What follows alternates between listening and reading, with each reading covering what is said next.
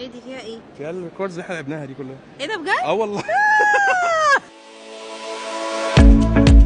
احنا كافلام نازلين مع سكوب النهارده عشان نتشالنج مع الناس كده ونتحداهم في حاجات. انا هتحداكي في الافلام وانت اساليني شويه اسئله عن سكوب.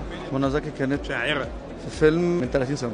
اوه. تعرف ايه عن سكوب ديفلوبمنت؟ سكوب ديفلوبمنت دي احد الشركات المطوره للتطوير العقاري. عندنا اكتر من 60 مشروع سكني في التجمع. زيرو داون بيمنت. يعني ده انا قلت لك حريم لا حريم لا، ده سكن الجامعه الامريكيه. يا جامد. سكوب بقالها قد ايه في التجمع؟ بقى لها 3 سنين.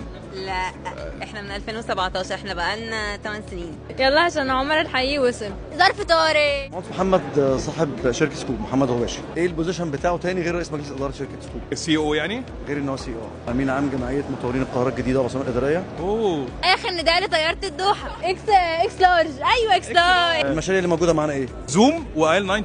ماجد الكدواني كان رسام في فيلم ايه؟ ايوه اللي هو حرامية في تايلاند. لا في عن ايل 90. ايل 90 قولي ايل 90 كده. مول. لو لازمك حسن انا احسن منه. حسن ابو علي. انا جبتها من الاسم والله.